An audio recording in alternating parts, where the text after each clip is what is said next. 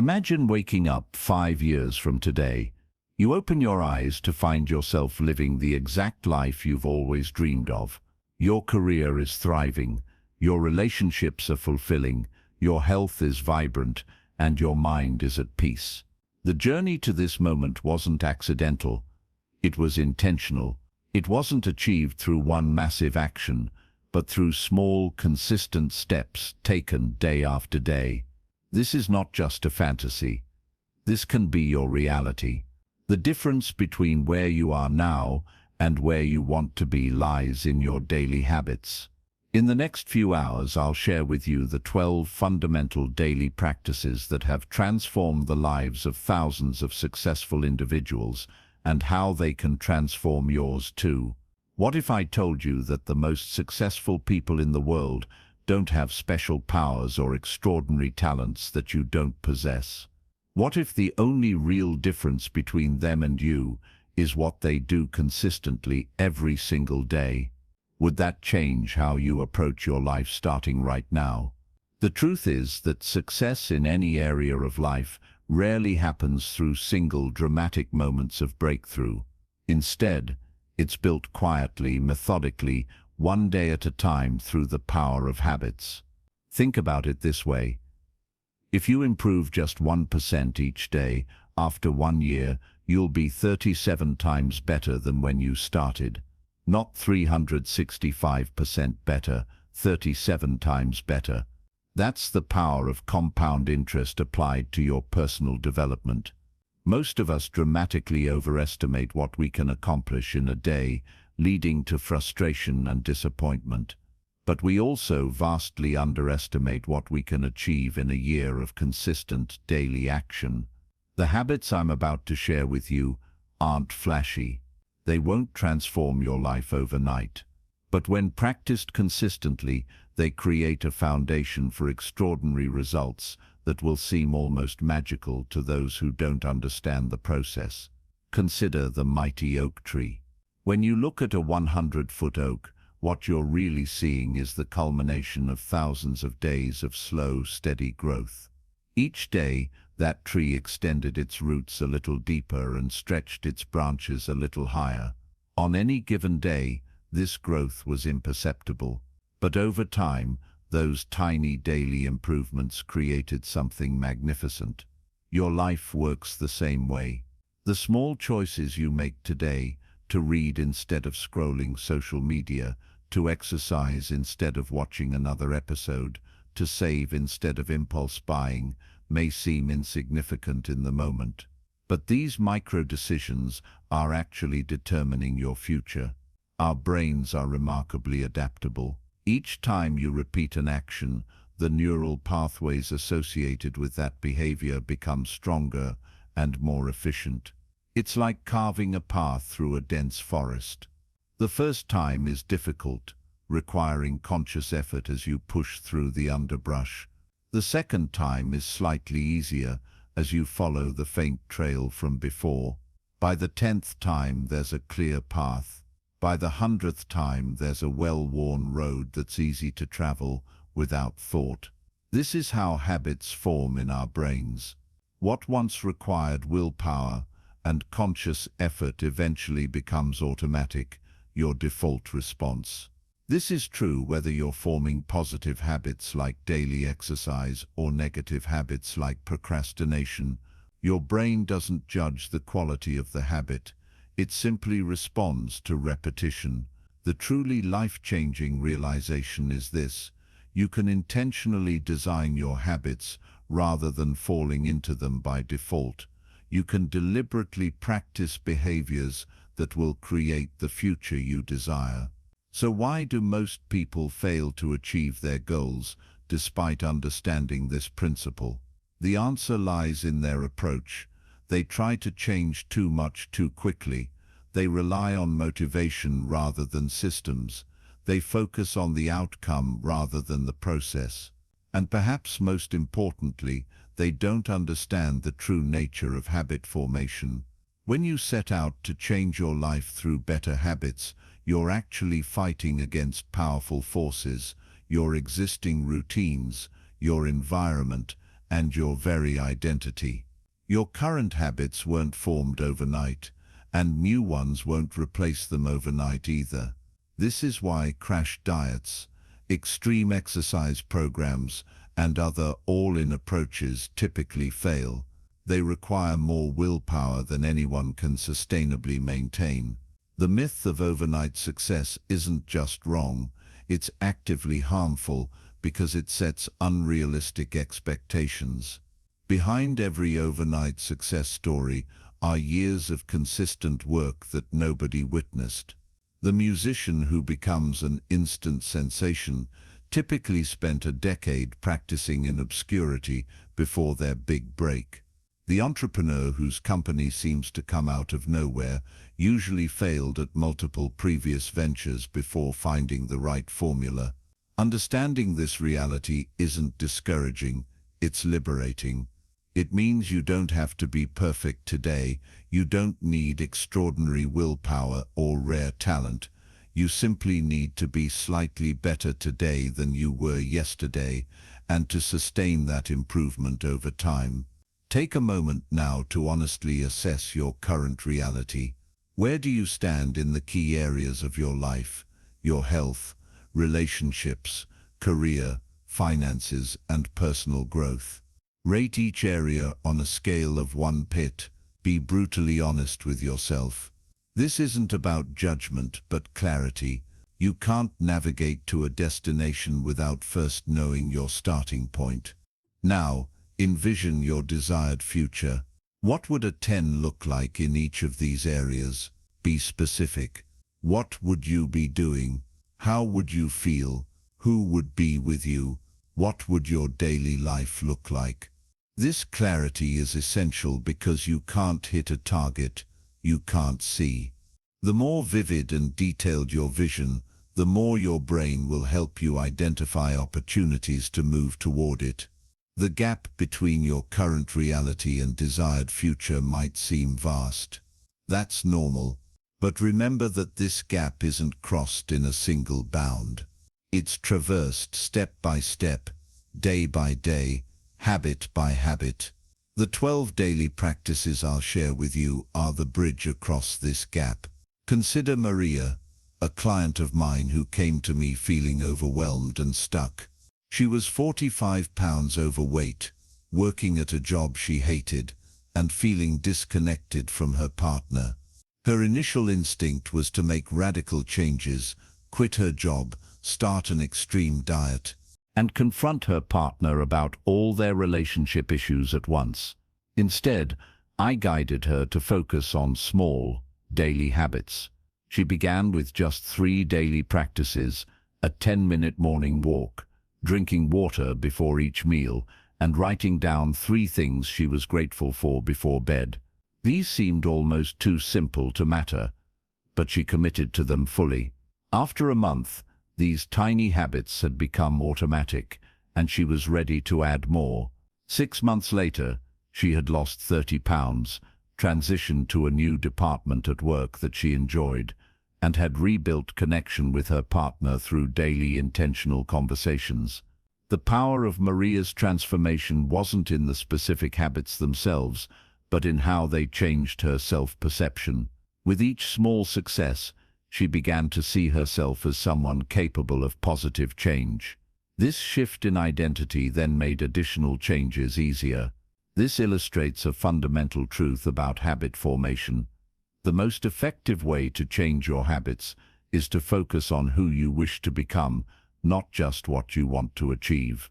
When you start to identify as the type of person who exercises daily, meditation becomes part of who you are, not just something you do. The action becomes an expression of your identity rather than a contradiction to it. The science behind habit formation reveals that our habits follow a predictable pattern: cue, routine, reward.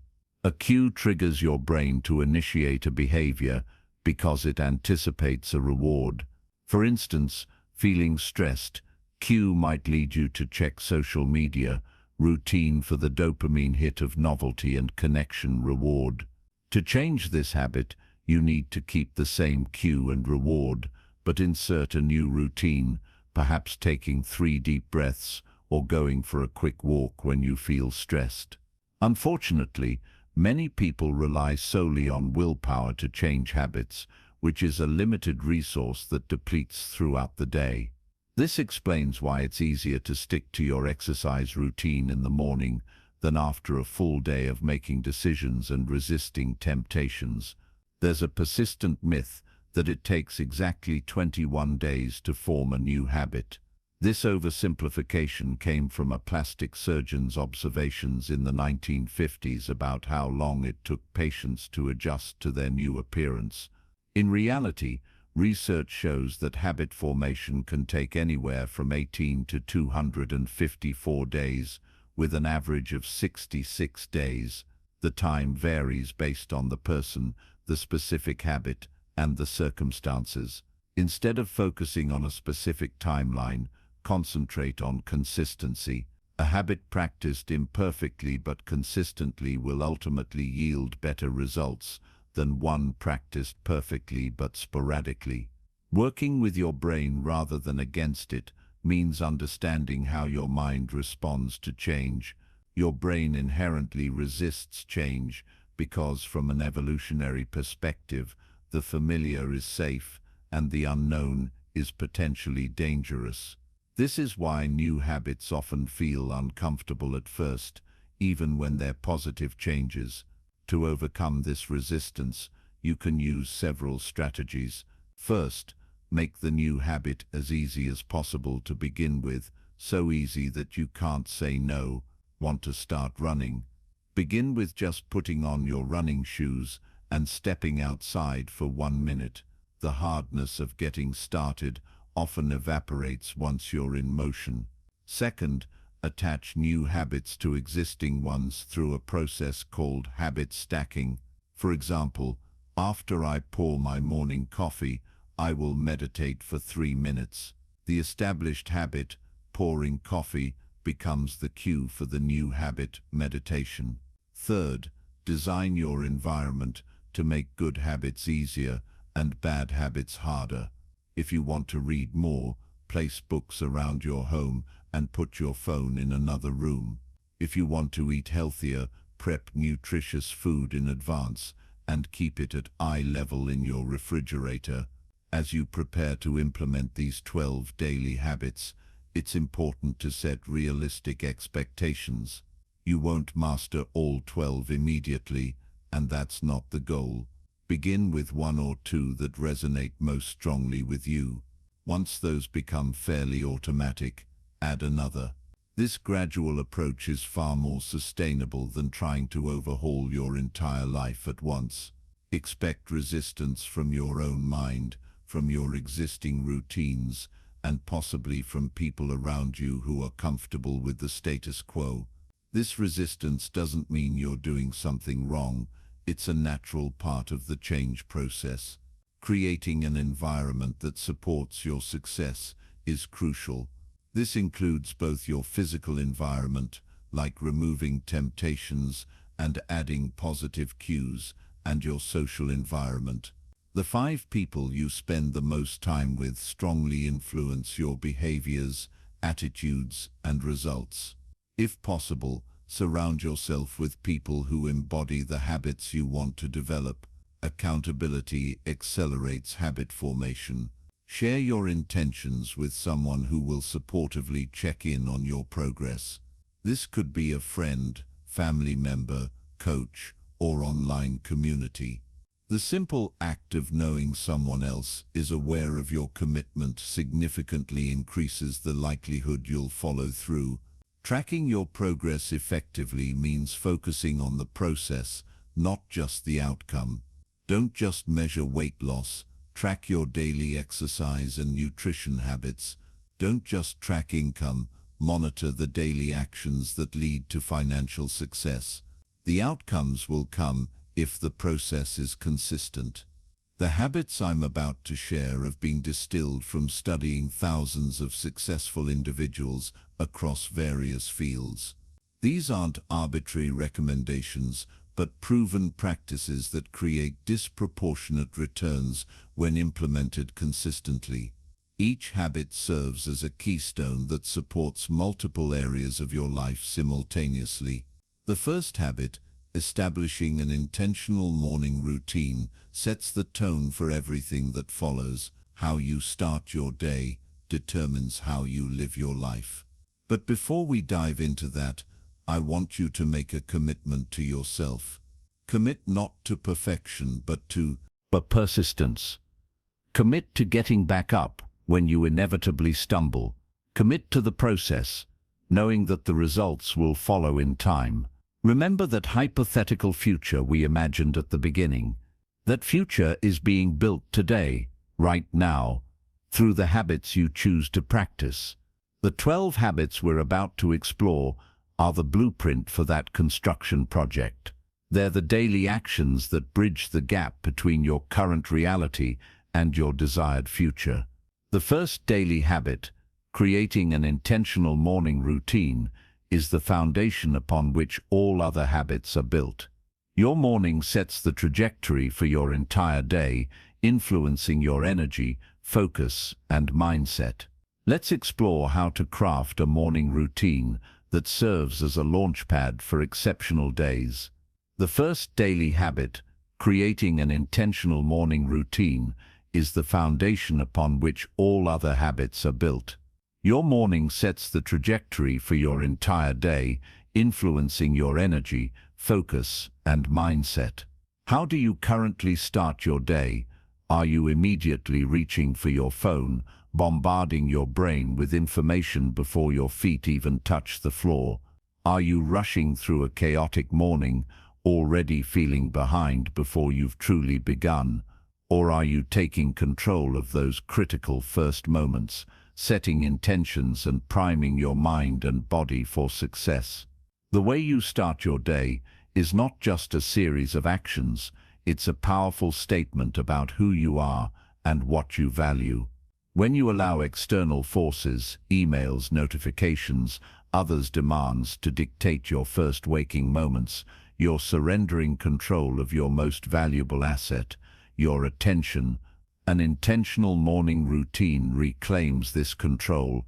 The science is clear on this. Your brain operates differently in the early morning hours. Your prefrontal cortex, responsible for decision-making and focused attention, is most active. Cortisol, your body's primary stress hormone, naturally peaks shortly after waking, providing an energy boost when channeled properly. By designing a morning routine that harnesses these biological realities, you create an unfair advantage for yourself. Consider Marcus Aurelius, Roman emperor and Stoic philosopher, who rose before dawn to prepare his mind for the day's challenges. Or Tim Cook, Apple's CEO, who begins each day at 3:45 a.m. with exercise and email review before most people have even stirred in their beds. Anna Wintour, Vogue's editor-in-chief, starts her days with an hour of tennis at 5:45 a.m., sharpening both her body and competitive edge before heading to the office. These successful individuals understand something crucial: extraordinary results require extraordinary preparation. But here's the empowering truth. You don't need to replicate their exact routines. The most effective morning routine is one tailored to your unique goals, chronotype, and life circumstances. For night owls, an effective morning routine might begin at 8 a.m. rather than 5 a.m. For parents of young children, it might include activities that can accommodate unpredictable interruptions. The specific timing and components matter less than the intentionality behind them. That said, certain elements appear consistently in the morning routines of high performers. Hydration comes first. After hours without water, your body needs replenishment. Many successful individuals begin with a full glass of water, often with lemon, to jumpstart metabolism and flush toxins. Movement follows closely behind. This doesn't necessarily mean an intense workout. Although that works well for some, it might be gentle stretching, yoga, or a brief walk outside. The goal is to get oxygen flowing, release endorphins, and signal to your body that it's time to engage with the day. Mindfulness practice, whether formal meditation or simply conscious breathing, creates mental space before the day's demands crowd in. Even 5 minutes of present moment awareness can dramatically alter your relationship with stress throughout the day. Strategic planning comes next. Review your primary goals and set clear intentions for what must be accomplished. Many high performers identify their 3 MITs, most important tasks, that will move the needle most significantly on their goals. Finally, many successful morning routines include some form of inspiration or learning, reading, journaling, or listening to material that elevates your thinking and connects you to your purpose. The key to implementing a successful morning routine isn't willpower, it's preparation. Lay out exercise clothes the night before. Prepare your hydration station. Set your journal and planning tools within easy reach. Remove friction from the behaviors you want to encourage and add friction to those you want to discourage, like keeping your phone in another room overnight.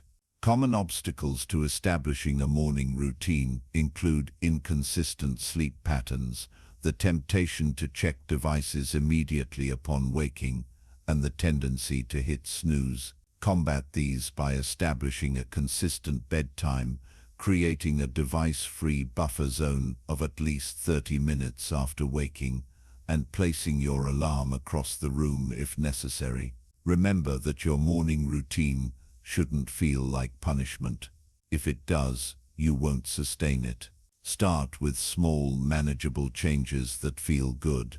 Perhaps begin with just 3 minutes of deep breathing, followed by writing down your top priority for the day. As this becomes habitual, you can expand gradually. The true power of a morning routine comes not from its individual components, but from the momentum it creates.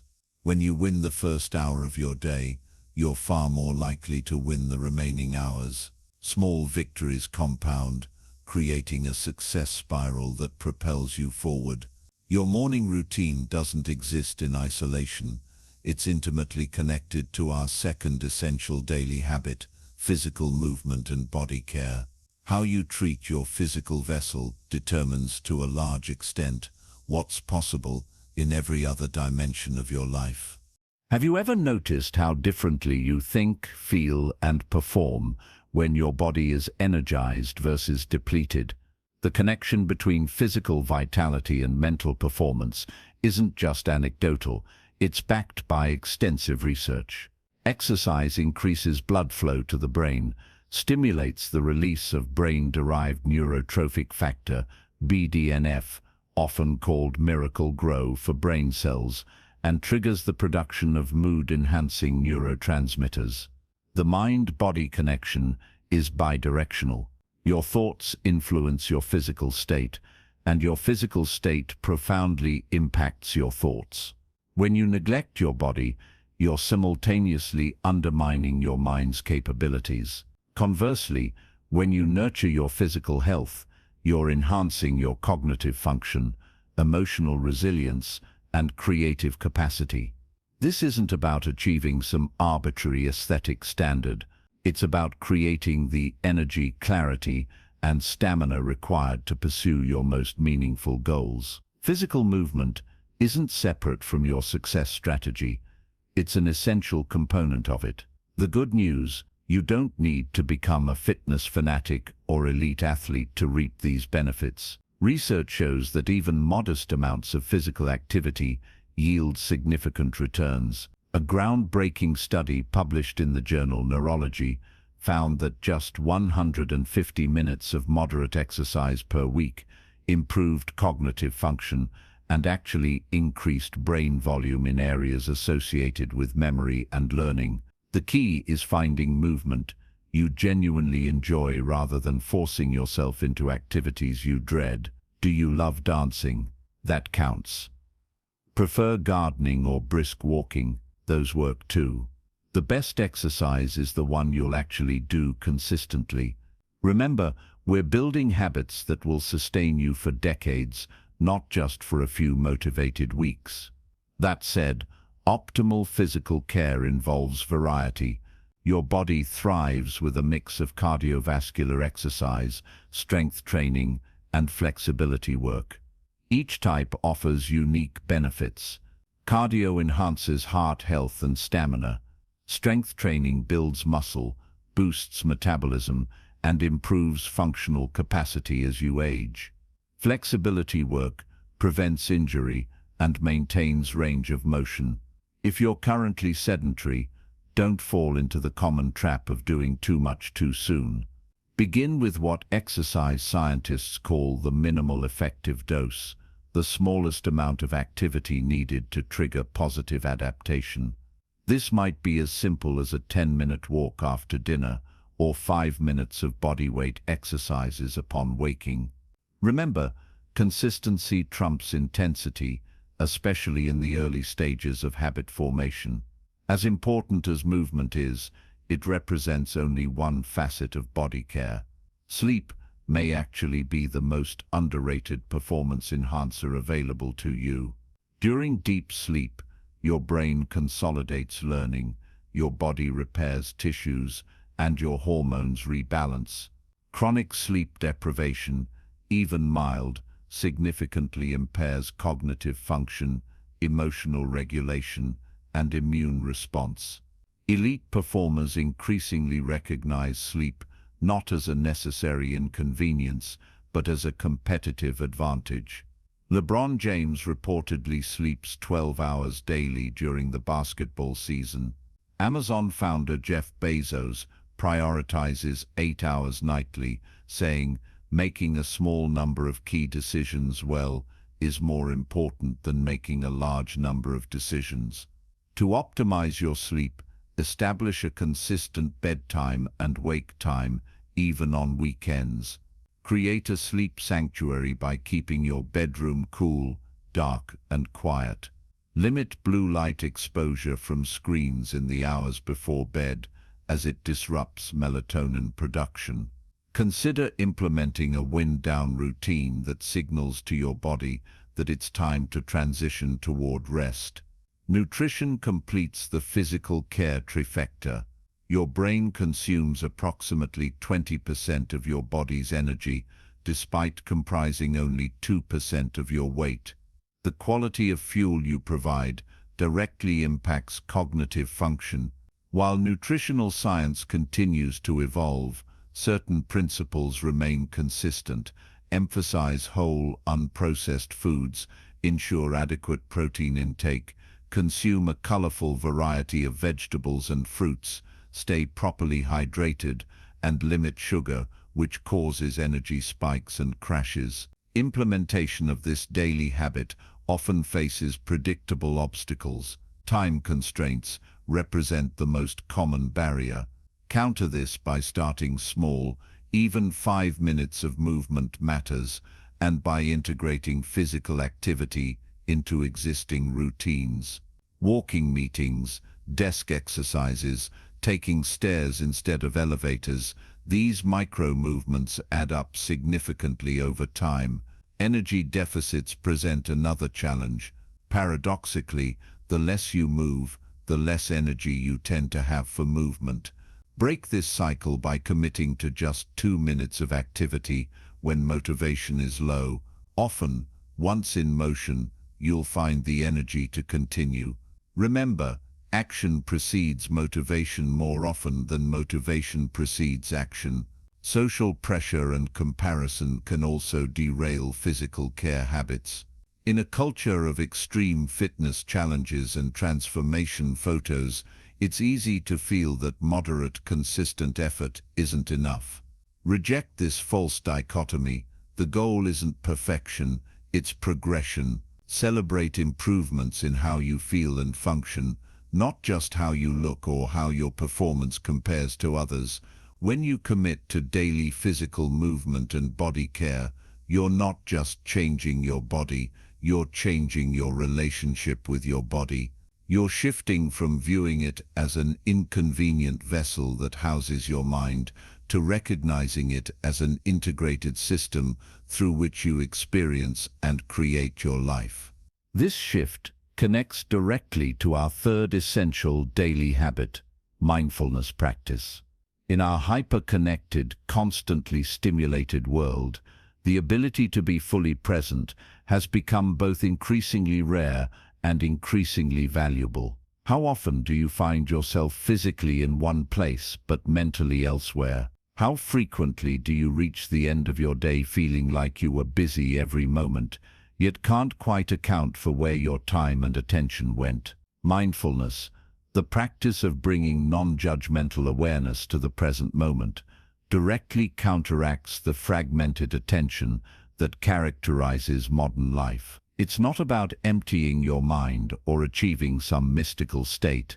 It's about developing the capacity to direct and sustain your attention intentionally rather than being perpetually hijacked by whatever is loudest or most novel.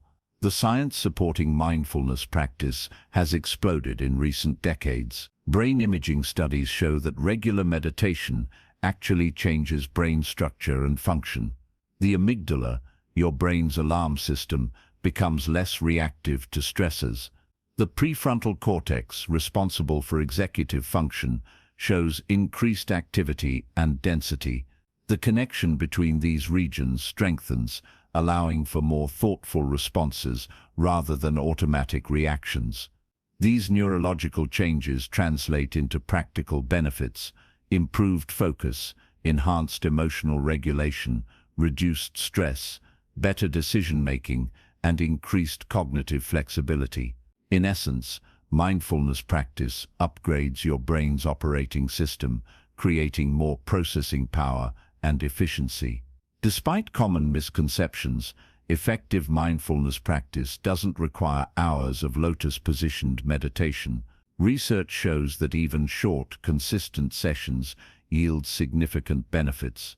A landmark study from the University of Wisconsin found that just 8 weeks of brief daily meditation practice produced measurable changes in brain regions associated with memory, empathy, and stress. There are countless approaches to mindfulness practice, and the most effective one is the one that resonates with you personally. Traditional seated meditation involves focusing on your breath or a mantra while gently redirecting your attention when it wanders. Body scan meditation guides your awareness systematically through your physical sensations. Loving kindness meditation cultivates compassion for yourself and others. Movement-based practices like Tai Chi and certain forms of yoga integrate physical action with present-moment awareness. Informal mindfulness practices can be equally powerful. These involve bringing full attention to everyday activities, eating without distraction, and truly experiencing the flavors and textures, walking with awareness of each step and your surroundings, listening to others with complete presence, rather than formulating your response while they're still speaking. Breath work serves as both a standalone practice and a component of other mindfulness approaches. Your breath provides a direct link between conscious and unconscious processes. By controlling your breathing, you can influence typically automatic functions like heart rate and stress response. Simple practices such as box breathing, inhaling, holding, exhaling, and holding for equal counts, or 4-7-8 breathing, inhaling for 4 counts, holding for 7, exhaling for 8, can shift your physiological state from stress to calm in minutes. The role of presence extends far beyond stress reduction. Your life unfolds exclusively in the present moment. When your attention is constantly pulled to past regrets or future worries, you're missing the only moment in which you can actually take action, make choices, and experience your life. Mindfulness reconnects you to this power of now. Common obstacles to establishing a mindfulness practice include misconceptions about what constitutes successful meditation. Many beginners believe they're failing because their mind continues to wander. In reality, noticing that wandering and gently returning your focus is the practice. Each time you notice and redirect, you're strengthening your attention muscle. Time constraints present another common barrier. Counter this by starting with just 1 minute of conscious breathing, a duration anyone can manage.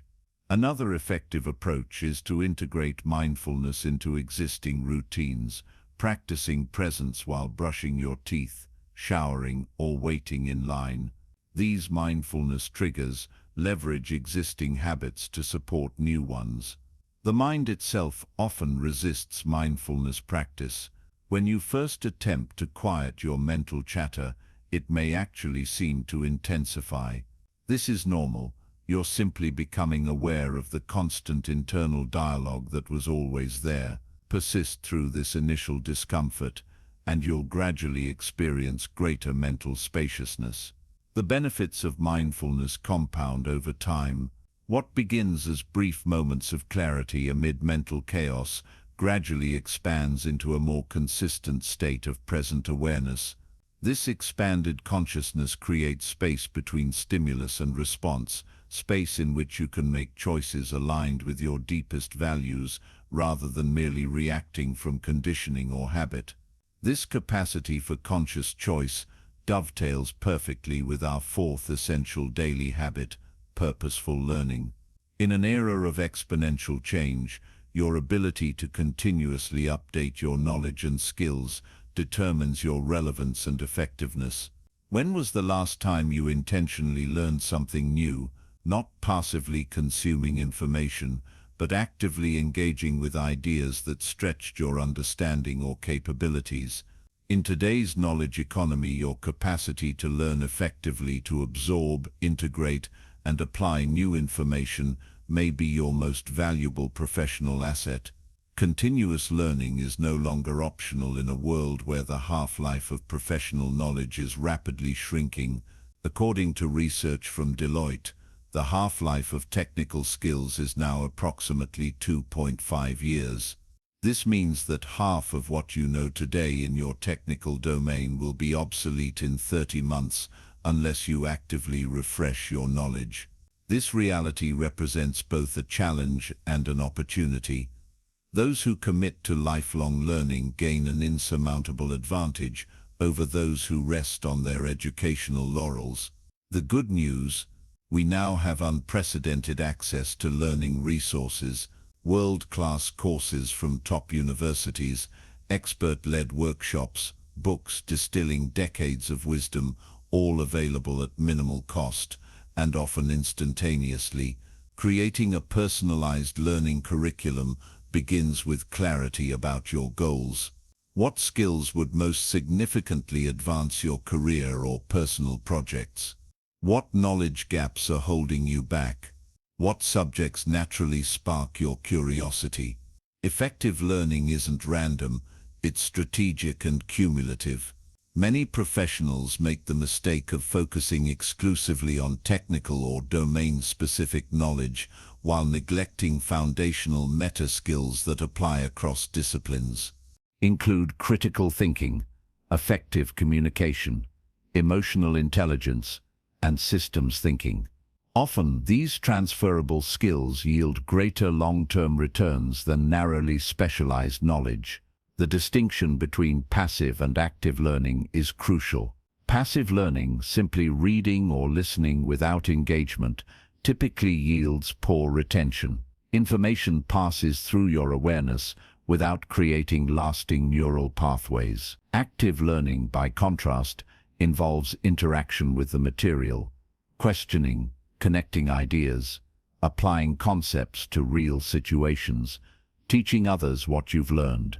To accelerate your learning, leverage principles from cognitive science. Spaced repetition, reviewing material at increasing intervals, dramatically improves retention compared to cramming. Interleaving, alternating between related topics rather than exhaustively covering one before moving to the next, enhances your ability to discriminate between concepts and apply them appropriately. Context-based learning trumps abstract study. Whenever possible, learn skills and information in the context where you'll apply them. This creates stronger neural connections and improves transfer to real-world situations. If you're learning a language for travel, practice in simulated travel scenarios. If you're learning coding for a specific project, work with examples relevant to that project. Perhaps most importantly, effective learning requires reflection. Information becomes knowledge only when you process it, considering implications, connecting it to what you already know, identifying applications to your specific circumstances. One method for facilitating this reflection is the Feynman technique. After learning something new, explain it in simple language, as if teaching a child. Gaps in your explanation reveal gaps in your understanding. A common obstacle to purposeful learning is information overload. In an age of infinite content, the ability to curate effectively,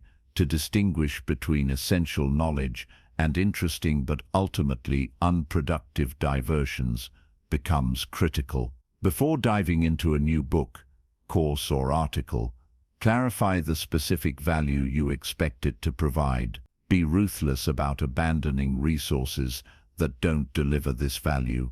Another frequent barrier is the collection-application imbalance. Many of us continuously consume new information without creating sufficient space to apply it. Knowledge without application remains theoretical. Schedule regular intervals for implementation, time blocks specifically dedicated to putting new knowledge into practice. The gap between understanding and embodiment presents another challenge. You may intellectually grasp a concept without incorporating it into your behavior. Bridge this gap through deliberate practice, focused repetition with feedback, preferably in real or simulated versions of the situations where you need the skill. As you cultivate the habit of purposeful learning, you'll notice a shift in how you perceive the world. Challenges transform from threats into growth opportunities. Curiosity replaces judgment. A beginner's mindset, open, receptive, eager to explore, emerges naturally. This orientation toward growth connects seamlessly with our next essential daily habit, strategic goal setting and review. The habits we've explored thus far, intentional morning routines, physical movement and body care, mindfulness practice and purposeful learning, create the foundation for exceptional performance. They optimize your physical energy, mental clarity, emotional balance, and intellectual capacity. Our next habit, strategic goal setting and review, channels these resources toward your most meaningful objectives. The habits we've explored thus far, intentional morning routines, physical movement and body care, mindfulness practice and purposeful learning, create the foundation for exceptional performance. They optimize your physical energy, mental clarity, emotional balance, and intellectual capacity. Our next habit, strategic goal setting and review, channels these resources toward your most meaningful objectives. Have you ever experienced the frustration of working incredibly hard, staying busy all day long, yet feeling like you're not making meaningful progress toward what truly matters to you? This disconnection often stems from a lack of strategic goal setting and daily review, our fifth essential habit. Most people have some form of goals, but there's a vast difference between vague aspirations and strategic objectives that drive daily action. Neuroscience reveals why proper goal setting is so powerful. When you establish clear, compelling goals, your reticular activating system, the filtering mechanism in your brain, begins scanning your environment for resources, opportunities, and connections that might otherwise go unnoticed. You start seeing possibilities that were always there but remained invisible without the lens of clear intention. The science of effective goal setting has evolved significantly in recent decades. We now understand that the most powerful goals share specific characteristics. They're specific rather than vague, measurable rather than abstract, achievable yet challenging, relevant to your core values, and time-bound with clear deadlines. But beyond these well-known SMART criteria, truly transformative goals connect to your deeper why, the fundamental purpose that gives meaning to your pursuits. Why do most goals fail? The research points to several primary causes. First, many goals lack emotional resonance. They represent what people think they should want, rather than what truly inspires them. Second, goals often remain abstract rather than being translated into specific daily behaviors. Third, they frequently lack proper tracking mechanisms to provide feedback on progress. And perhaps most importantly, many goals exist in isolation rather than as part of coherent systems that account for limited resources and competing priorities. To avoid these pitfalls, begin by ensuring your goals align with your core values. Ask yourself, if I achieve this goal but sacrifice my other priorities in the process, will it be worth it? This values alignment creates the intrinsic motivation necessary for sustained effort when initial enthusiasm inevitably fades. Next, convert your goals from abstract outcomes to concrete systems, daily practices that move you incrementally toward your desired results. For instance, rather than simply setting a goal to lose 30 pounds, establish a system of daily nutrition and exercise habits that naturally lead to that outcome. This distinction between goals and systems is crucial. Goals provide direction and measure progress, but systems determine your ongoing actions. Goals are about the destination. Systems focus on the journey. The most successful individuals set inspiring goals, but then direct their primary attention to the systems that will get them there. The power of daily goal review cannot be overstated. Each morning, as part of your intentional routine, revisit your primary objectives and identify the specific actions that will move them forward that day. Each evening, assess progress, celebrate victories no matter how small, and course-correct as needed. This daily review cycle creates a feedback loop that continuously refines both your goals and your approach to achieving them. Breaking down ambitious dreams into daily actions prevents the overwhelm that often leads to procrastination. When facing a major objective, ask yourself, what's the smallest next step I could take today? This micro-progress approach maintains momentum even when the ultimate goal seems distant. Common obstacles to effective goal setting include perfectionism, setting unrealistic standards, overcommitment, pursuing too many goals simultaneously, and the planning fallacy, underestimating the time and resources required. Counter these tendencies by focusing on progress rather than perfection, limiting yourself to 1-3 major goals per quarter, and building buffer time into your plans. Another frequent challenge involves navigating the inevitable setbacks in any meaningful pursuit. When progress stalls or reverses, many people interpret this as failure and abandon their goals entirely. Develop resilience by expecting obstacles in advance and creating specific if-then plans for common challenges. If I miss a workout, then I'll do a shorter session the next day, rather than waiting until the following week to restart. The daily review component of this habit provides the accountability and adjustment mechanisms necessary for long-term success. Without regular review, goals drift from consciousness, progress goes unrecognized, and course corrections come too late. 10 minutes of daily review prevents weeks or months of misdirected effort. This strategic approach to goal setting and review pairs naturally with our sixth essential habit, deep work and focus management. In an age of unprecedented distraction, the ability to concentrate deeply has become a superpower, rare, valuable, and increasingly rewarding. When was the last time you experienced a state of complete immersion in meaningful work, those magical hours when time seems to disappear, distractions fade away, and your highest cognitive capacities engage fully with the task at hand. This state, what psychologist Mihaly Csikszentmihalyi termed flow, represents human performance at its peak. Yet for many of us, such experiences have become increasingly rare as our attention fractures across countless inputs. Cal Newport, author of Deep Work, defines this endangered skill as the ability to focus without distraction on a cognitively demanding task. He argues convincingly that as automation eliminates routine jobs, the economy increasingly rewards those who can learn complex systems quickly and produce exceptional results, precisely the outcomes that deep work facilitates. The increasing rarity of deep work creates both a crisis and an opportunity. Those who cultivate this capacity gain tremendous advantage in virtually any field. Research from the University of California found that recovering from even brief distractions can take over 23 minutes, with additional studies showing that people who frequently multitask actually perform worse on tests of cognitive control than those who focus on one task at a time. Distraction undermines achievement in multiple ways.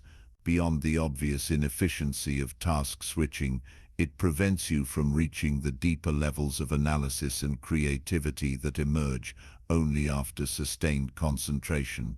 Continuous partial attention, that state of perpetual alertness to incoming messages and notifications, keeps you locked in shallow cognitive processing. Creating focus blocks in your schedule represents a practical approach to reclaiming deep work capacity. These are designated periods, ideally 90–120 minutes, during which you work on a single important task without interruption. During these blocks, all potential distractions are eliminated, notifications disabled, phone placed in another room, email and messaging apps closed, and ideally door closed with clear signals to colleagues or family that this time is sacred.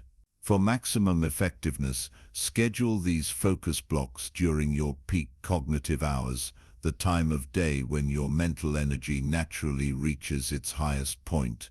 For many people this occurs in the morning, though individual chronotypes vary.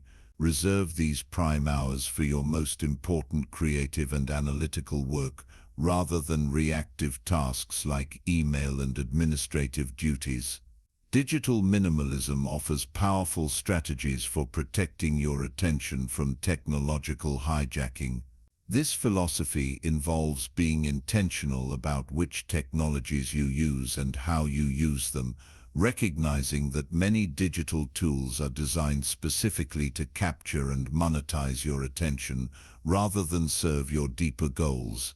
Practical steps toward digital minimalism include conducting regular app audits on your devices, removing any that don't provide substantial value relative to their distraction cost. Establish technology protocols, specific rules about when and how you'll engage with various tools. For instance, you might check email just 3 times daily at predetermined hours rather than reactively throughout the day. The Pomodoro technique and other structured focus methods provide scaffolding for rebuilding attention spans diminished by digital distraction. This approach involves working in focused sprints, traditionally 25 minutes, followed by brief breaks, 5 minutes with longer breaks after 4 consecutive work periods. This method makes focus more manageable while gradually strengthening your concentration muscles through consistent practice. Protecting your attention requires recognizing its true value. Your attention isn't just one resource among many. It's the fundamental resource that determines how effectively you use everything else. Time, energy, skill, knowledge, all depend on attention for their deployment. When you allow your attention to be hijacked by whatever is loudest, newest, or most demanding in the moment, you surrender control of your most precious asset, Common obstacles to deep work include both external factors, open office environments, expectations of immediate response, family responsibilities, and internal challenges like restlessness, fear of missing out, and addiction to novelty. External obstacles can often be mitigated through boundary setting, communication of your focus, needs to stakeholders, and environmental design that supports concentration. Internal resistance to deep work requires different strategies. Start with shorter focus sessions and gradually extend their duration as your capacity increases. Create pre-work rituals that signal to your brain that it's time to concentrate, perhaps a specific arrangement of your workspace, a particular beverage, or a brief meditation. Track your focus sessions to build accountability and momentum. Many people avoid deep work because the initial friction, the discomfort of directing your full attention to challenging problems, feels aversive compared to the easy dopamine hits of email checking and social media. Push through this initial resistance, and you'll often find yourself entering flow state, where work becomes not just productive, but deeply satisfying. As you cultivate the twin habits of strategic goal setting and deep work, you'll discover they create a virtuous cycle. Clear goals direct your deep work toward meaningful outcomes, while deep work sessions generate the substantial progress that makes goal achievement possible. These complementary practices connect naturally to our seventh essential daily habit, relationship cultivation. Success rarely occurs in isolation. Behind every significant achievement stands a network of relationships that provided support, guidance, opportunity, feedback, and encouragement. Yet many driven individuals focus intensely on personal development while neglecting the deliberate cultivation of these crucial connections. Our seventh daily habit addresses this imbalance. What distinguishes truly successful people is not just what they know, but who they know, and more importantly, the quality of those relationships.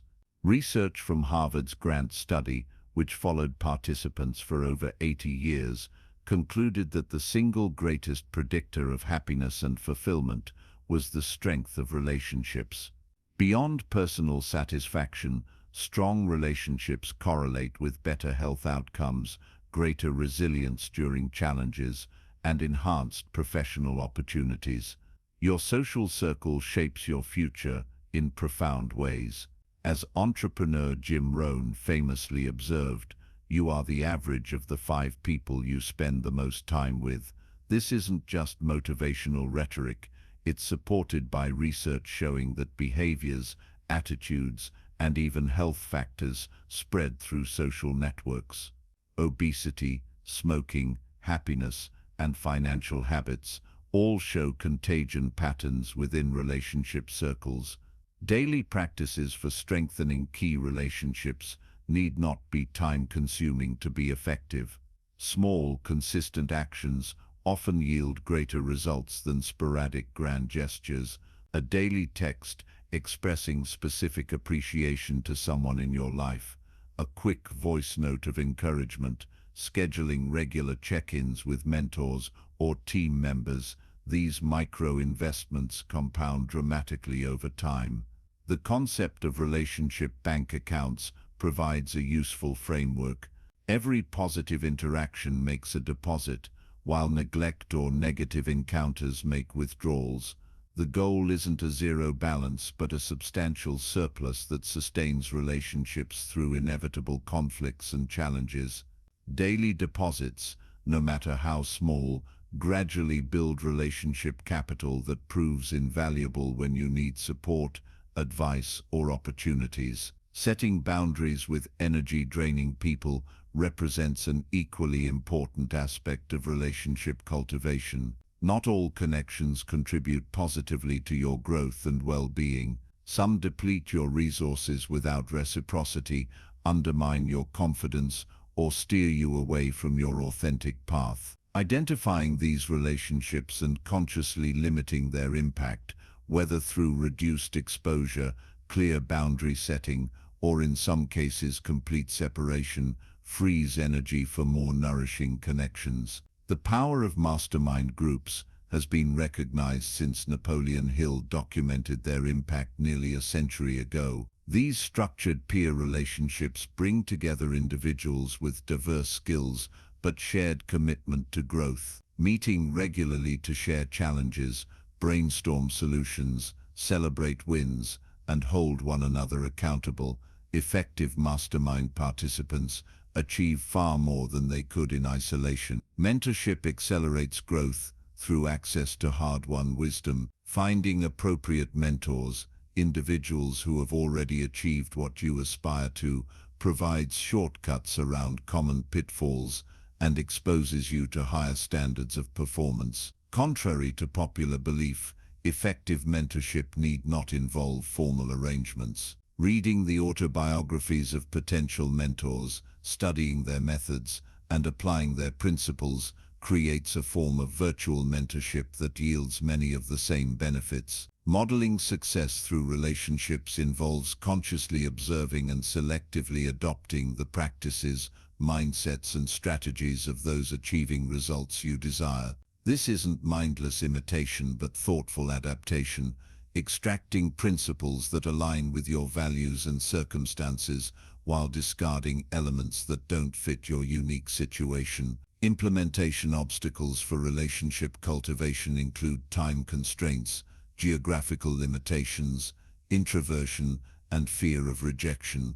Counter these by integrating relationship building into existing routines rather than viewing it as a separate activity. A walk with a colleague, a learning partner for your purposeful learning habit, a workout buddy for your physical movement practice. These integrated approaches serve multiple habits simultaneously. Digital tools can supplement but never replace in-person connection. While technology enables maintenance of relationships across distances, research consistently shows that virtual interaction lacks the neurological and psychological benefits of face-to-face engagement. Whenever possible, prioritize in-person meetings for your most important relationships, using digital communication primarily for maintenance between direct contacts. As with all essential habits, consistency trumps intensity in relationship cultivation. Small, regular investments yield greater returns than sporadic, dramatic gestures. A 5-minute daily check-in with a key team member creates more relational value than a quarterly day-long retreat. A brief weekly coffee with a mentor builds stronger connection than an annual extended meeting. The relationships you nurture through this daily habit provide not just practical advantages, but profound meaning. Humans are inherently social creatures, wired for connection. When we achieve in isolation, the victory often feels hollow. When we succeed within a community of mutual support, the experience becomes richer and more fulfilling. This sense of meaning connects naturally to our 8th essential habit, gratitude and positive psychology. Have you ever noticed how some people seem to find opportunity in every setback, while others discover problems in every opportunity? This distinction doesn't reflect different external circumstances, but different internal practices, specifically the habitual lens through which people view their experiences. Our 8th daily habit cultivates a perspective that consistently recognizes value, possibility, and meaning. The science behind gratitude practices has expanded dramatically in recent decades. We now understand that regularly acknowledging the positive aspects of your life isn't merely a nice sentiment, it creates measurable changes in brain function and structure. MRI studies show that gratitude practices increase activity in the medial prefrontal cortex, an area associated with learning and decision-making, while also stimulating the production of dopamine and serotonin, neurotransmitters that regulate mood and motivation. How optimism affects outcomes transcends feel-good psychology. Research from the University of Pennsylvania found that optimistic sales professionals outperform their pessimistic counterparts by 56%. Studies at Yale demonstrated that positive emotions expand cognitive resources, enhancing creativity, problem-solving, and pattern recognition. Perhaps most striking, a comprehensive review published in the Psychological Bulletin analyzed 83 studies and concluded that positive outlook correlates with increased longevity, improved immune function, and better cardiovascular health. Practical gratitude exercises with proven results are both simple and powerful. The classic 3 good things practice, writing down 3 positive experiences at day's end along with their causes, has been shown in randomized controlled trials to decrease depression and increase happiness for up to 6 months from just a 1-week intervention. Gratitude letters, writing detailed appreciation to someone who positively impacted your life, creates substantial well-being boosts for both writer and recipient. Reframing setbacks and failures represents another dimension of this habit. When facing disappointment or adversity, deliberately asking questions like, "What can I learn from this?" and "How might this be useful in the future?" transforms potential bitterness into growth. This isn't toxic positivity, denying genuine difficulties, but rather strategic optimism that acknowledges challenges while maintaining focus on constructive responses. Training your brain to see opportunities involves consciously countering negativity bias, our evolutionary tendency to give greater weight to negative experiences than positive ones. This biological wiring served our ancestors well for detecting threats, but disadvantages us in modern environments where threat detection is less crucial than opportunity recognition. Daily practices like intentionally noting positive events, celebrating small wins, and consciously seeking the potential advantage in challenging situations gradually recalibrate this bias. Building psychological resilience, the ability to bounce back from setbacks, emerges naturally from consistent gratitude and positive psychology practices. Research from the University of California found that cultivating positive emotions through gratitude exercises help people recover more quickly from cardiovascular stress. A study at Harvard demonstrated that positive reframing of stressful situations reduced both subjective distress and objective physiological stress markers. Common obstacles to implementing this habit include skepticism about its impact, concern about appearing naive, and the deep-rooted habit of negativity. Many high achievers particularly resist gratitude practices, fearing that satisfaction with current circumstances will diminish their drive for improvement. Yet research consistently shows the opposite. Positive psychological states enhance motivation and performance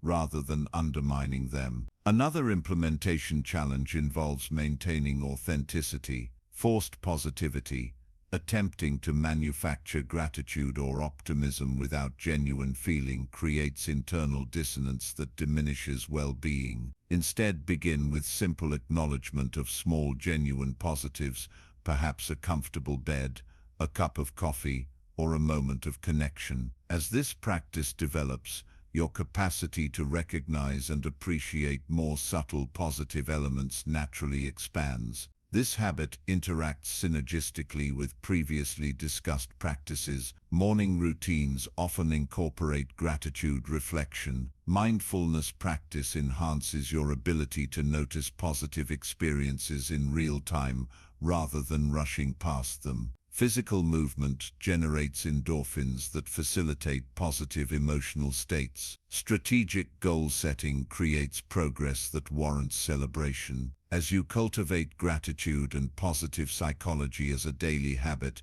you'll notice a fundamental shift in your experience of life. Circumstances that previously triggered stress or disappointment become viewed as challenges containing opportunity. Ordinary moments reveal unexpected richness. Relationships deepen through expressed appreciation. And perhaps most importantly, your sense of agency increases. You recognize your power to interpret and respond to events rather than being passively affected by them. This growing sense of agency, of being the author of your experience rather than its victim, creates the ideal foundation for our next essential habit, financial awareness. Money may seem like an unusual inclusion in a discussion of daily personal development practices, but few resources impact your options, opportunities, and peace of mind more directly than your financial situation. Let's explore how small daily actions can transform your long-term financial trajectory. This growing sense of agency, of being the author of your experience, rather than its victim, creates the ideal foundation for our next essential habit, financial awareness. Money may seem like an unusual inclusion in a discussion of daily personal development practices, but few resources impact your options, opportunities, and peace of mind more directly than your financial situation. What is your relationship with money? Do you approach financial matters with confidence and clarity, or do you experience anxiety, confusion, or avoidance? For many high achievers, money remains a blind spot, an area where otherwise disciplined habits give way to inattention or emotional decision-making. The connection between daily financial habits and long-term wealth is profound yet often overlooked. Just as physical health is determined less by occasional intense efforts than by consistent daily choices, financial well-being emerges from regular practices rather than sporadic interventions. Warren Buffett, one of history's most successful investors, emphasizes this principle. Wealth is the transfer of money from the impatient to the patient.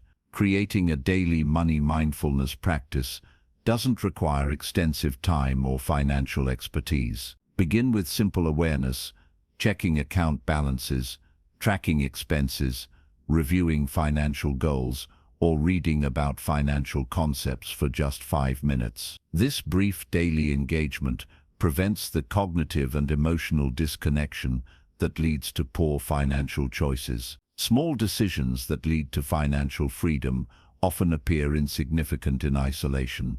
The daily latte that costs $5 seems trivial, but multiplied by 365 days and invested at a modest 7% return, it compounds to over $108,000 over 30 years. This isn't about deprivation, it's about conscious choice. Maybe that daily coffee ritual brings genuine value to your life. If so, enjoy it fully while consciously reducing expenditure elsewhere. Automating good financial behavior leverages our understanding of behavioral psychology. When saving and investing happen automatically through direct deposits to retirement accounts, automated transfers to investment vehicles, or scheduled debt payments above the minimum required, they remove the need for repeated willpower.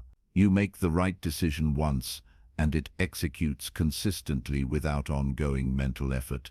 The psychology of spending and saving reveals that our financial behaviors are rarely purely rational. We're influenced by social comparison, emotional states, cognitive biases, and deeply held money scripts, often formed in childhood. Daily financial awareness practice helps identify these patterns so they can be consciously addressed rather than unconsciously controlling your decisions. Investing in your future self requires overcoming present bias, our tendency to value immediate rewards over future benefits, even when the latter are objectively larger. Daily practices that strengthen your connection to your future self, visualization of your retirement years, labeling savings accounts with specific future goals, or writing letters to your future self, can counteract this bias and make delayed gratification more compelling. Implementation obstacles for financial awareness include emotional discomfort around money, complexity of financial systems, and competing immediate demands. Address these by starting with small, manageable practices that gradually expand your financial comfort zone. Use simplified tracking tools that reduce friction and recognize that financial awareness is itself a form of self-care that ultimately creates greater freedom and opportunity. This daily financial habit naturally connects to our 10th essential practice, creative expression. Creativity might seem optional in a discussion of success habits, but research increasingly shows that creative thinking is essential for navigating our rapidly changing world, regardless of your profession. When did you last engage in purely creative activity, making something new simply for the joy of creation? For many adults, creative expression is abandoned as impractical or relegated to professional requirements only. Yet regular creative practice offers benefits that extend far beyond the creation itself. Creativity is essential regardless of your profession because it develops cognitive flexibility, the ability to adapt to new situations, recombine existing ideas in novel ways, and envision alternatives to current realities. In a world of accelerating change and increasing automation, these distinctly human capabilities become increasingly valuable. Daily practices to cultivate innovative thinking need not be elaborate. Free writing, putting pen to paper for just 5 minutes without censoring or judging what emerges, activates divergent thinking pathways in your brain. Sketching, even if you can't draw, engages visual spatial processing that complements verbal reasoning. Improvisation, whether musical, verbal, or movement-based, strengthens your ability to respond fluidly to unexpected situations. Overcoming creative blocks often requires recognizing their source. Perfectionism, the belief that creative output must be excellent from the start, paralyzes many would-be creators. The antidote is deliberate practice of bad art, giving yourself permission to create imperfectly as a pathway to eventual quality. External judgment, fear of others' criticism, represents another common block. Counter this by establishing a creation before sharing policy, allowing your ideas to develop strength before exposure to outside opinion. The connection between play and problem solving is well established in cognitive science. When we enter playful states, characterized by experimentation without fear of failure, we access mental resources typically constrained by practical concerns and social judgment. Some of history's most significant breakthroughs emerged from playful exploration rather than directed effort. Alexander Fleming discovered penicillin while playfully examining unusual bacterial growth. Albert Einstein developed relativity theory through thought experiments that began as mental play. Constraints, counterintuitively, enhance creativity rather than limiting it. When faced with unlimited options, the paralysis of choice often stifles creative output. In contrast, specific limitations, a restricted color palette, a word count limit, a particular musical scale, force innovative solutions within boundaries. Implement this principle by deliberately imposing constraints on your creative exercises, writing a story using only 50 words, solving a problem using only materials currently in your room, or expressing an idea without using certain common words. Finding your unique creative voice requires regular practice combined with diverse input. Expose yourself to varied influences across cultures, disciplines, and perspectives while maintaining consistent creative output. This combination of input, diversity, and output consistency gradually reveals distinctive patterns and preferences that constitute your authentic creative expression. Implementation challenges for creative practice typically include perceived lack of time, fear of inadequacy, and uncertainty about where to begin. Address these by integrating creativity into existing routines, perhaps sketching during your morning coffee, dictating story ideas during your commute, or exploring movement creativity during your regular exercise period.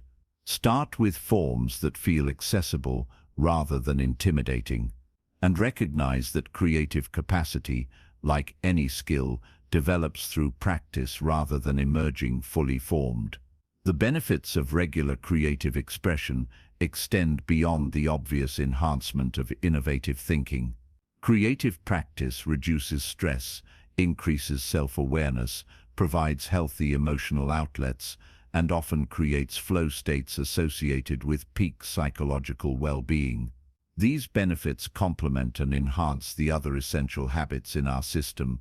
As your creative capacity expands, you'll discover its application extends far beyond conventional artistic domains.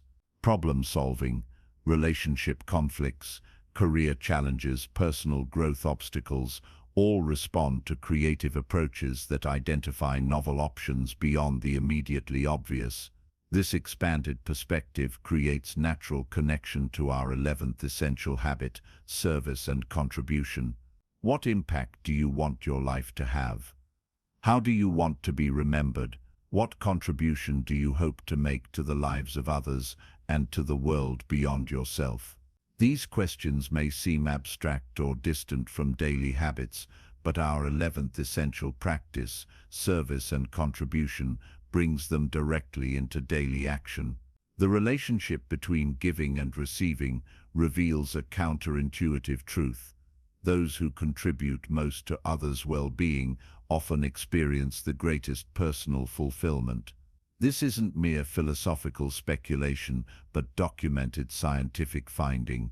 Studies from the University of British Columbia found that people who spent money on others reported greater happiness than those who spent the same amount on themselves. Research from the University of Michigan demonstrated that elderly people who volunteered regularly lived significantly longer than non-volunteers, even when controlling for other health factors. The science of altruism and well-being uncovers fascinating connections. Acts of service trigger release of oxytocin, serotonin and dopamine, neurochemicals associated with positive emotions and bonding. Regular contribution activities correlate with reduced stress hormones, lower blood pressure, and decreased symptoms of depression. And brain imaging studies show that acts of generosity activate reward centers similar to those stimulated by food and other primary pleasures. Finding purpose through contribution addresses what psychologist Martin Seligman identifies as a fundamental human need for meaning, the sense that our lives matter beyond our immediate experience. Daily contribution practices connect your actions to something larger than yourself, creating a sense of significance that purely self-focused achievements, no matter how impressive, cannot provide. Small daily acts of service require neither extensive time nor special skills. Sending an encouraging message to someone facing challenges, sharing useful information or resources, acknowledging others' efforts with specific appreciation, offering full attention to someone who needs to be heard. These micro-contributions take minutes yet create ripples of positive impact. Aligning your work with greater purpose transforms obligations into opportunities. Whatever your profession, identify how your role serves others or contributes to worthy objectives beyond profit. A software developer might focus on how their code improves users' lives. A financial professional might recognize how their guidance helps families achieve security and opportunity. Even routine tasks take on different meaning when connected to their ultimate service function. Creating a legacy through daily actions reminds us that extraordinary impact rarely comes from singular grand gestures, but from consistent contribution over time. Your legacy emerges from thousands of interactions, decisions, and efforts, most seemingly small in isolation but powerful in aggregate. Daily service practices lay this foundation one small brick at a time. Implementation obstacles for service and contribution include time constraints, uncertainty about what's truly helpful, and occasional experiences of giving that feel draining rather than energizing. Address these by integrating service into existing activities rather than treating it as a separate obligation. Focus on contributions aligned with your natural strengths and interests, which typically energize rather than deplete. And give yourself permission to set boundaries around your giving to ensure sustainability. Some resist regular contribution practices due to concerns about self-neglect or enabling dependency. Healthy service addresses these valid concerns by distinguishing between empowering assistance and disempowering rescuing. Effective contribution strengthens others' capabilities rather than fostering reliance. And sustainable service flows from abundance rather than depletion, requiring that you nurture yourself adequately to maintain your capacity to give. As this habit develops, you'll notice a fundamental shift in perspective from asking "what can I get" to "what can I give?" This orientation toward contribution creates natural connection to our 12th and final essential habit, evening reflection and renewal. As powerful as an intentional morning routine is for launching successful days, a thoughtful evening practice is equally vital for processing experiences, extracting lessons, and preparing for tomorrow's success. Our final essential habit creates closure for each day while setting the stage for the next. The power of daily reflection stems from a fundamental truth about experience. We don't learn from what happens to us, but from reflecting on what happens to us. Without deliberate processing, even rich experiences fade without yielding their full value. Reflection converts raw experience into usable insight, transforming lived events into learned wisdom. Creating an effective wind-down routine addresses the reality that quality sleep doesn't begin when your head hits the pillow, but in the hours preceding bedtime. Just as a plane doesn't land abruptly from cruising altitude, but descends gradually, your mind and body need a transitional period from the day's activity to the stillness of sleep. An effective evening routine typically begins 60–90 minutes before your intended sleep time. It includes disengagement from stimulating activities and screens, whose blue light suppresses melatonin production, gentle physical relaxation, and mental calming practices. Common elements include reading, preferably physical books rather than screens, light stretching, warm baths or showers, meditation or prayer, and conversation with loved ones. Processing the day's lessons through structured reflection prevents the common pattern where we repeatedly encounter the same challenges without extracting their teachings. Effective reflection involves specific questions that direct your attention to valuable insights. What went well today? What challenges did I face? What did I learn? How might I approach similar situations differently in the future? What am I grateful for from today's experiences? Preparing for tomorrow's success during your evening routine reduces morning decision fatigue and creates subconscious problem-solving during sleep. Review your schedule and priorities for the coming day. Lay out clothing or materials needed. Most importantly, set clear intentions for how you want to show up, the attitude, energy, and presence you aim to bring to key activities and interactions. The role of quality sleep in achievement cannot be overstated. During deep sleep, your brain consolidates learning, your body repairs cellular damage, and your emotional regulation systems reset. Chronic sleep deprivation, even modest shortfalls, significantly impairs cognitive function, decision quality, emotional balance, and creativity. Prioritizing sleep isn't indulgence, it's strategic investment in your performance capacity. Journaling techniques for self-awareness offer structured approaches to evening reflection. The what, so what, now what framework provides a simple but powerful structure. What happened? Objective description. So what does it mean? Interpretation and implications. Now what will I do with this insight? Application and action. Another effective approach involves dialoguing with different perspectives or aspects of yourself, allowing exploration of situations from multiple viewpoints. Implementation obstacles for evening routines include digital distraction, social and family obligations that extend into late hours, and the temptation to extend work to maximize productivity. Address these by establishing technology boundaries: devices charged outside the bedroom, screens off 60 minutes before bed, communicating your evening routine needs to family members, and recognizing that working until exhaustion diminishes next-day effectiveness rather than enhancing productivity. Another common challenge involves racing thoughts or anxiety that intensifies as external distractions diminish. Counter this with worry time, a designated period earlier in your evening routine, specifically for addressing concerns, making necessary plans, and then symbolically setting them aside. Complement this with relaxation techniques such as progressive muscle relaxation, guided imagery, or rhythmic breathing patterns that activate your parasympathetic nervous system.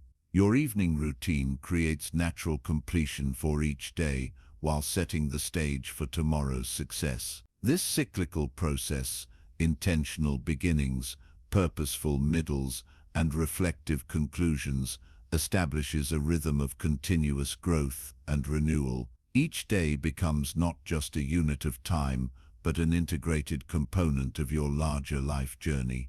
These 12 essential habits, intentional morning routines, physical movement and body care, mindfulness practice, purposeful learning, strategic goal setting and review, deep work and focus management, relationship cultivation, gratitude and positive psychology, financial awareness, creative expression, service and contribution, and evening reflection and renewal, form a comprehensive system for daily flourishing. Viewed individually, each habit contributes to specific dimensions of success and well-being. Practiced collectively, they create synergistic effects far greater than the sum of their parts. Morning routines establish clarity that enhances goal setting. Mindfulness practice increases focus capacity for deep work. Physical movement generates energy for creative expression. Service and contribution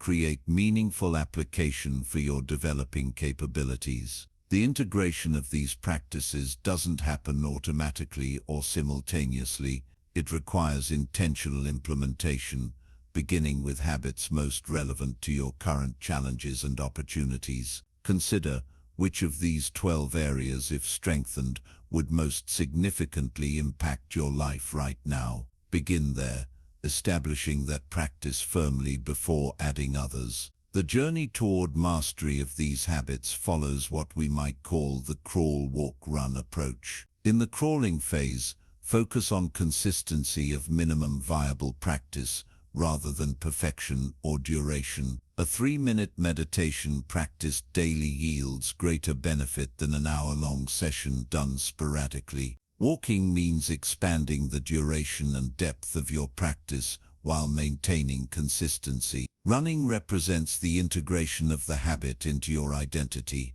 It becomes not something you do but an expression of who you are. Creating habit stacks and triggers leverages the science of behavior change. A trigger, an established action or environmental cue, signals to your brain that it's time for a specific habit. Morning coffee becomes the trigger for meditation. Arriving home becomes the trigger for a brief workout. Stacking involves linking a new habit directly after an established one, using the completion of the existing habit as the trigger for the new one. Common pitfalls in habit development include attempting too much too soon, failing to prepare for inevitable disruptions, measuring only outcomes rather than processes, and neglecting the role of environment in supporting or undermining new behaviors. Anticipating these challenges allows you to implement specific countermeasures that maintain momentum when motivation naturally fluctuates. Adapting habits to different life circumstances ensures sustainability through life's inevitable changes. During periods of intense work demands, travel, illness, or other disruptions, maintaining modified versions of your essential practices creates continuity that prevents complete derailment. A 20-minute workout becomes a 5-minute movement session. Hour-long deep work blocks become 15-minute focused intervals. Full journaling becomes 3 bullet points of reflection. The role of identity in lasting change may be the most crucial element of habit mastery. Sustainable habits flow from a clear self-concept. They represent who you are, rather than merely what you do. When you identify as someone who prioritizes physical well-being, daily movement isn't an obligation, but a natural expression of your identity. When you see yourself as a continuous learner, daily study becomes as automatic as brushing your teeth. Understanding the psychology of resistance acknowledges that part of your mind will inevitably resist change, even positive change.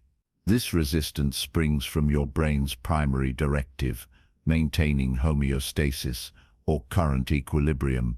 Novel behaviors, even beneficial ones, initially register as potential threats to this equilibrium, triggering subtle sabotage of your conscious intentions. Why you'll want to quit and why you shouldn't becomes clearer when you recognize the predictable valley of habit formation.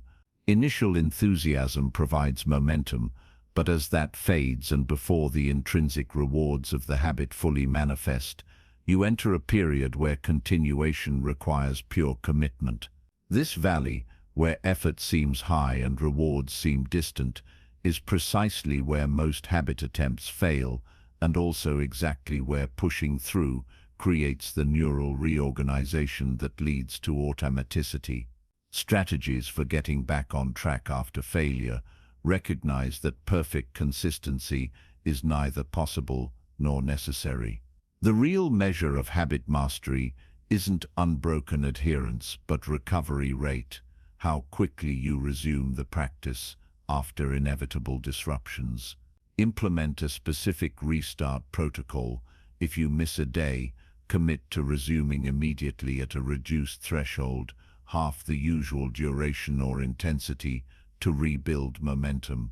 Working with instead of against your nature means designing habits that align with your unique temperament, preferences, and strengths, rather than forcing yourself into standardized best practices that may not suit you. An early riser might schedule important habits before breakfast, while a night owl might find greatest success with evening practices. An extrovert might thrive with socially integrated habits, while an introvert might need solitary implementation. The obstacle is the way. This Stoic principle reminds us that challenges aren't merely barriers to habit development, but essential components of the process. Resistance builds strength. Problem-solving builds capability. Adapting to disruption builds flexibility. The very difficulties that seem to impede your habit formation actually create the conditions for deeper integration when approached with the right mindset. Building an anti-fragile mindset, a concept developed by Nassim Nicholas Taleb, takes this principle further. Anti-fragile systems don't merely withstand stress, they actually strengthen in response to it within manageable parameters. Your habit system becomes anti-fragile when it incorporates feedback mechanisms, adaptation protocols, and recovery strategies that allow it to evolve and strengthen through the very disruptions that would destroy more rigid approaches. Tracking and measuring your progress provides the feedback necessary for continuous improvement. Effective habit tracking systems create accountability while minimizing friction. Whether digital or analog, the ideal system makes recording your practice easier than not recording it. Many find that simple visual trackers, like crossing off days on a calendar or adding links to a paper chain, provide powerful motivation through visible progress. Qualitative versus quantitative measures of success recognize that some of the most important benefits of your habits can't be captured in numbers alone. While quantitative metrics, minutes meditated, words written, weights lifted, provide useful data, subjective assessments, energy levels, mental clarity, emotional resilience, often reveal more meaningful progress. Regularly assess both dimensions for complete understanding of your development. Avoiding the data trap means recognizing when measurement itself becomes counterproductive. Sometimes granular tracking creates unnecessary friction, induces anxiety, or shifts focus from the intrinsic value of the practice to its quantifiable outputs. Periodically evaluate whether your tracking systems are serving your larger goals or have become ends in themselves. Celebrating milestones effectively isn't merely a nice addition to habit development, it's a neurological necessity. Your brain's reward system requires periodic acknowledgement of progress to sustain motivation for continued effort. These celebrations need not be elaborate. A moment of conscious satisfaction, sharing your achievement with a supportive person, or a small meaningful reward can sufficiently activate the neurochemical response that reinforces your habit pathway. Adjusting your approach based on results maintains the dynamic flexibility essential for long-term success. Regular review of your habit system, perhaps quarterly, allows you to assess what's working optimally, what needs refinement, and what might benefit from complete redesign. This isn't inconstancy but intelligent evolution based on accumulated experience and changing circumstances. The power of the 1% improvement principle, sometimes called Kaizen or continuous incremental improvement, creates remarkable results over time. Seeking to improve your habits by just 1% each week, a barely perceptible change in isolation,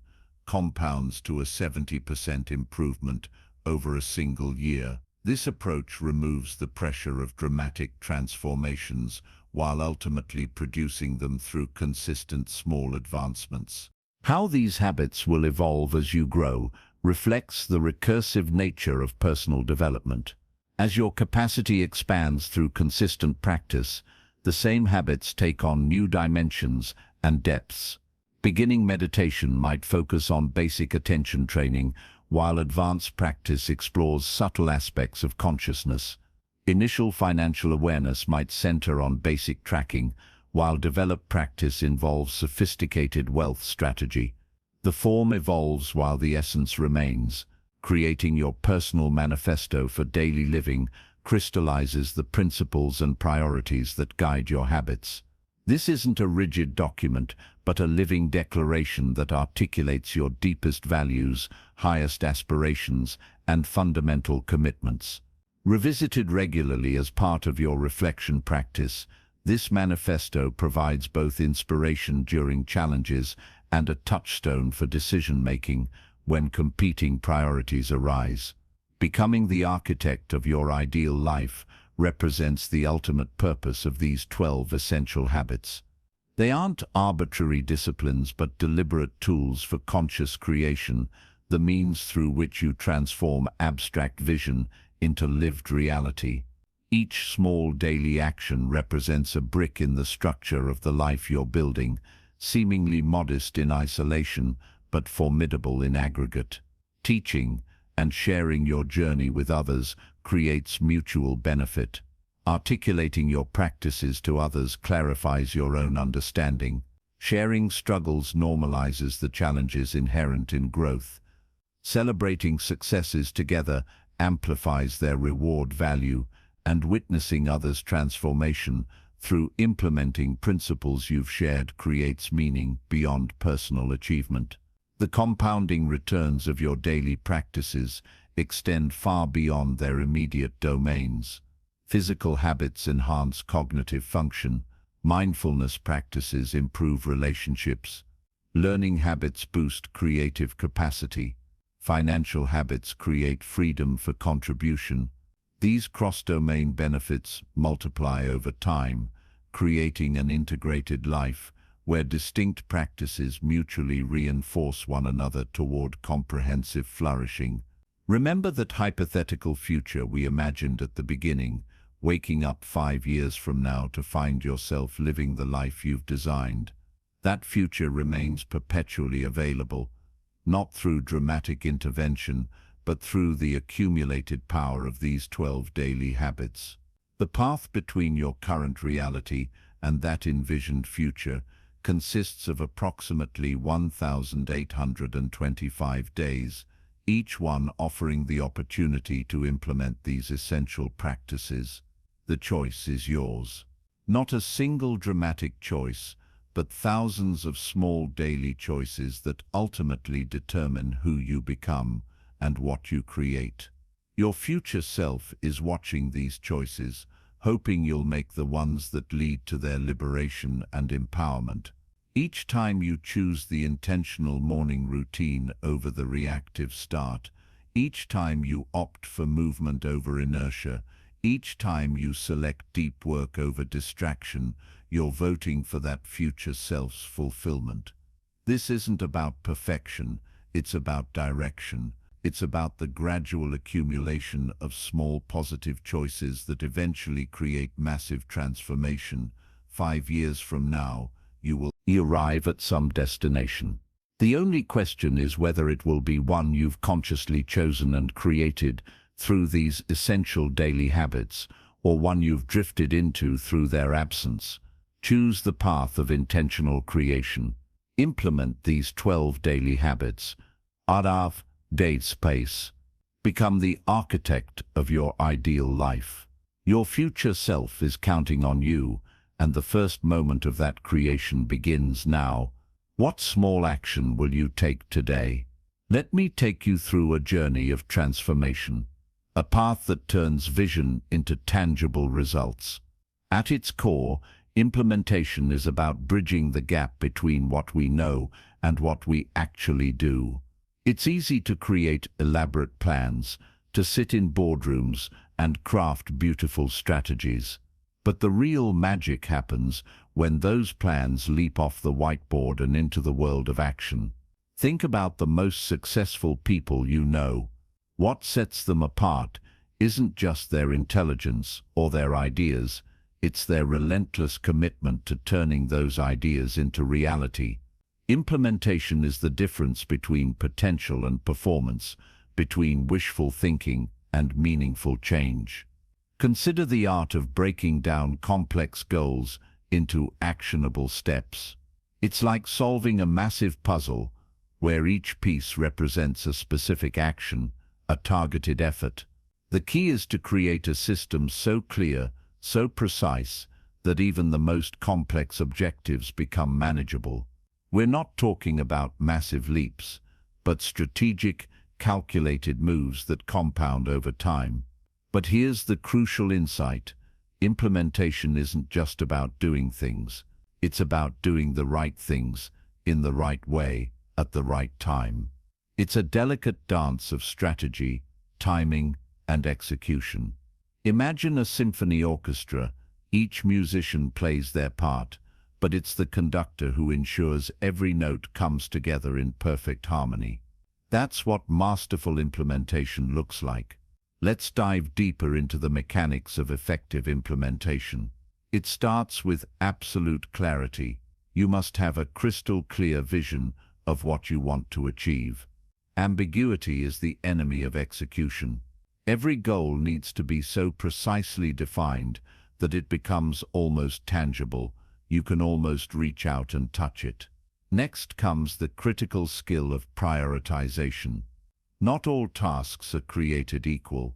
The most successful implementers have an uncanny ability to distinguish between what's urgent and what's truly important. They're like skilled surgeons, making precise incisions, cutting away the unnecessary to focus on what really moves the needle. But implementation isn't a solo journey. It's about building a team, creating a culture of execution. Think of it like constructing a high-performance engine. Each team member is a critical component, and your job as a leader is to ensure every part works in perfect synchronization. Communication becomes your most powerful tool, clear, consistent, and purposeful. Adaptability is the hidden superpower of great implementers. The world doesn't move in straight lines. Plans will change, obstacles will emerge, and unexpected challenges will test your resolve. The most successful leaders don't just create plans, they create adaptive frameworks that can bend without breaking. Consider the concept of momentum. Implementation is about generating and maintaining forward motion. It's like pushing a massive boulder. The first few inches are the hardest, but once you build momentum, the movement becomes almost effortless. Each small win creates energy. Each completed task builds confidence. Let's talk about accountability, the backbone of effective implementation. This isn't about punishment, it's about creating a culture of ownership. Every team member must feel personally responsible for the outcomes. It's about creating an environment where commitments are sacred, where follow-through is not just expected, but celebrated. Measurement becomes your compass. You can't improve what you don't measure. But here's the nuanced approach. Don't just collect data, collect meaningful data. Every metric should tell a story, provide insight, guide your next move. It's like having a sophisticated GPS for your goals, constantly recalibrating to ensure you're on the right path. Technology has revolutionized implementation. We now have tools that can track, analyze, and optimize our efforts in ways we could never imagine before. But remember, technology is a tool, not a solution. The human element, creativity, intuition, emotional intelligence, remains irreplaceable. Mastery in implementation is about developing a specific mindset. It's about seeing challenges as opportunities, viewing setbacks as valuable feedback. Every great implementer has failed multiple times, but they've learned to fail forward, to extract lessons from every experience. Think about the most transformative leaders in history. What made them extraordinary wasn't just their vision, it was their relentless ability to turn that vision into reality. They understood that implementation is an art form, a skill that can be developed, refined, and mastered. As we draw this exploration to a close, I want you to reflect on your own implementation journey. Where are the gaps between your intentions and your actions? What small strategic changes could you make today that would compound into massive results tomorrow? Implementation is not a destination, it's a continuous journey of growth, adaptation, and relentless execution. It's about becoming the kind of leader who doesn't just dream, but who brings those dreams to life. One precise, intentional action at a time. Are you ready to transform your potential into performance? Are you prepared to master the art of implementation?